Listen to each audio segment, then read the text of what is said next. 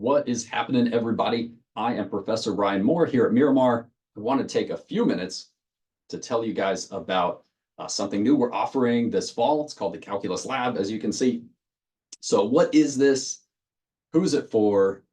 What benefits? What do students benefit out of it? How does grading work? All of that sort of stuff. So this lab we've been working on for at least the last year. So we're super excited to launch it this coming fall. It's for anybody who is currently enrolled in either Math 150, Calculus 1, or Math 151, Calculus 2. Any of those students, if you're currently enrolled in that in our district, you can take what we're calling Math 150L, the Calculus Lab. You see the CR in there, 47856. It's a 1-unit lab course. It's going to meet Monday and Wednesday from 1:45 to 3:45. And as you can see, it starts not until week 3. There's a reason for that. So just what is this? Again, who's it for? How's it going to work? Grading? What benefit is it? So it turns out, if you've never taken calculus, calculus is a beast. It's a huge bottleneck course, meaning a lot of students have to take it, but it's not an easy course to pass. So a lot of people come in, very few succeed, that sort of thing. So what would we do in the lab?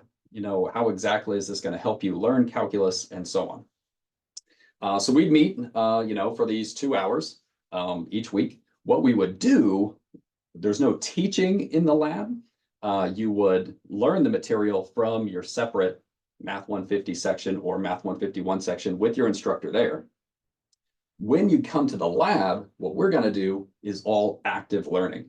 I'm a huge believer in you learn something when you actually do it, when you get your hands into it, when you talk about it with people, when you have to articulate it in words, when you are prompted with something that's making you go deeper. Calculus, very conceptual, is one part of the challenge of calculus. And you have to be really, really on your algebra game. And the kind of algebra you see in calculus has its own sort of flavor. It's not technically anything new, but it's not necessarily something that people have had a lot of practice with, even in college algebra, pre-calc. Trig, is definitely plays a significant role in calculus. So we're going to put our emphasis on being active with our learning, having to talk things out, diving deep, doing a lot of algebra work. Those are for the people who are currently enrolled in Math 150, Calculus 1.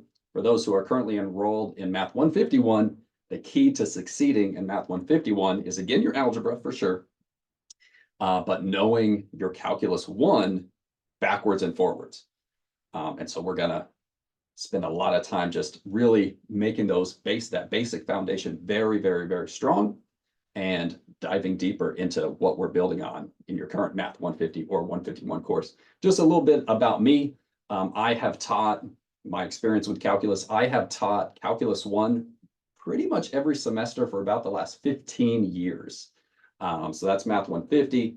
151, I haven't taught it quite as many times as 150, but I've taught it a lot. I know both courses backwards and forwards. I love teaching calculus. A little bit about my own journey. I actually took Calculus 1 3 times. So that's how it went for me. The first time, it was way over my head. So in teaching, I have seen all the mistakes students make, and I made many, if not all, the mistakes that students make in my own calculus journey. And actually, that's why I love teaching it so much, because eventually I found success taking calculus. And that actually, after the 3rd time I took it, I knew it really, really, really, really well. And I was helping out other students in my class. And that just kind of accelerated me, pointed me in the direction that eventually I'm here teaching it. Okay, so maybe an example of what active learning would look like in the lab. And getting down into the material, knowing it really well. So one example might be, hey, I see a student who's taking Math 150, let's say, and they are learning a particularly tough concept. There's algebra intensive, conceptually intensive, and so on. Well, I'd say, hey, let's look at your homework that you already have in your Math 150 section. This is already homework you're doing that you're going to need to do. Why don't we partner you with someone who has maybe the same homework problem or similar?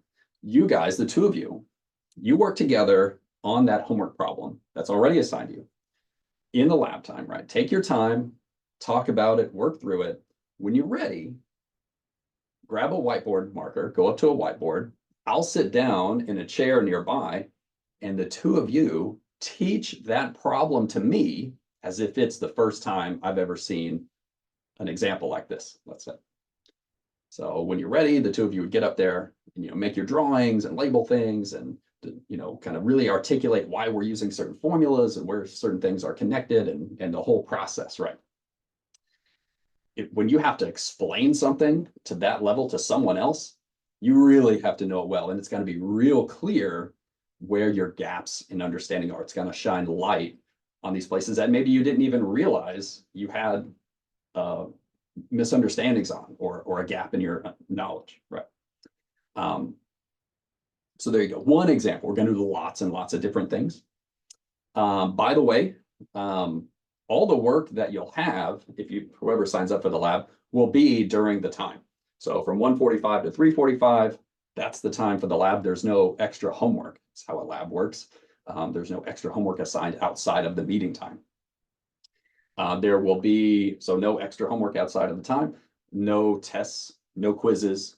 That's not what we're doing. We're trying to dig deep and really understand our Calculus 1, Calculus 2. It's going to be very much tailored. I'm going to tailor the lab very much to the specific individuals who sign up for it. So if we get a mix of 150 students and 151 students, I'm going to work with them separately, right? Maybe there'll be some like kind of general sort of learning practices, that everybody will benefit from, right? But the majority of the time, we're going to be individualized. Also, the people taking 150, let's say, they're going to be in different sections. And although we generally learn things at about the same pace for any section, any instructor, obviously schedules are going to be a little bit different. So one person or a few people might have a test coming up later that week. Well, I'm going to work with them differently than another group of people who maybe just had a test the week before, right? They're going to get different assignments. So very, very tailored to the individuals taking it. Being that it is a lab, every once in a while, regularly, but we're kind of working out the details still. Every few couple of weeks or so, we're going to go deeper into a specific concept in either Calculus 1 or Calculus 2. So you'll get an assignment that you'll complete during the lab time, but it's a deeper exploration causing you to, have to really understand the material a little bit better. Just kind of another aspect, another kind of variety of the sort of assignments that you'll get. Okay. Although the majority of the assignments will be work that you're already doing based on your own homework, based on maybe the best way to prepare for an exam or a quiz or so on. So there you go. How about grades? The way that the assignments will be graded, it's what we call mastery grading. Mastery grading simply means that you get to reattempt those assignments until you achieve mastery.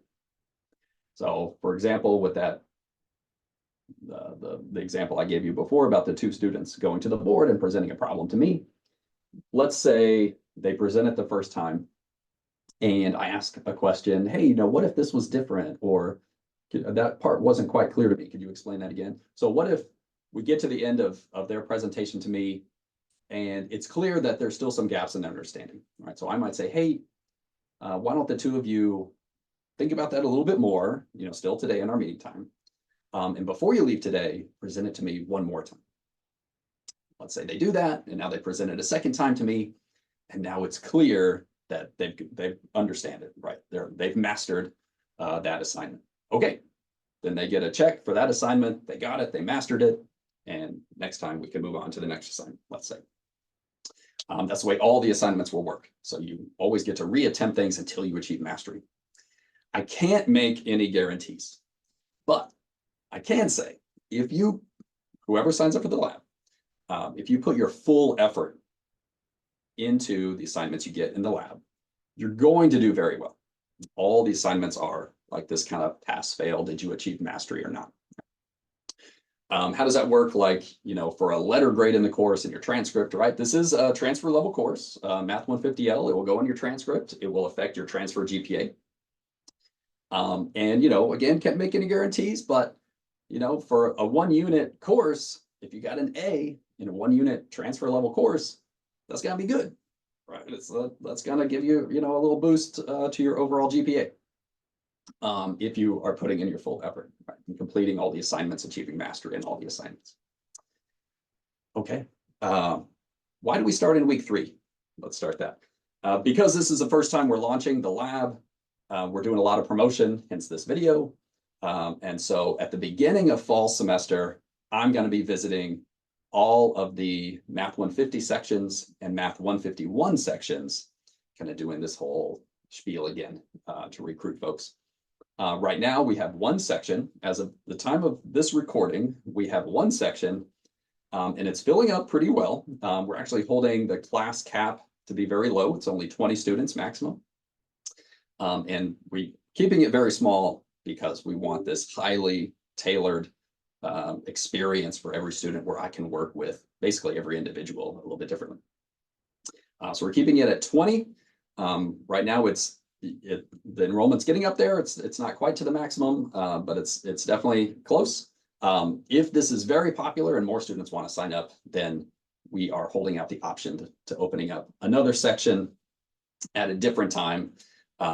And so obviously we know, this time is very specific. And so that might not work for everybody, 1:45, 3:45, Monday, Wednesday. But that's, we got to start somewhere. And it's possible that we'll open up, a section at a different time as well, if it is very popular. So there you have it. The Calculus Lab, fall 2024, check it out. It's in the class schedule now. You can sign up for it. You do have to be concurrently enrolled in a Math 150 or Math 151 within our district to sign up. So it would be so wonderful to see many of you who are maybe coming into calculus for the first time. If you've taken Math 150 and now it's a pretty common scenario where students have to repeat Math 150 like I did, it'd be wonderful to have you in the course. If you're going into Math 151, be awesome. It's something for the people who are in 150 going into 151, who will be taking 151 at the time of the fall. Math 151, again, we expect students to know their Calculus 1 very, very well. If you passed Math 150, but maybe you got a C, maybe or you just kind of like, I'm not sure how well I know certain topics, the lab is a great resource for you, because you have to know how to do things from Calculus 1 just immediately.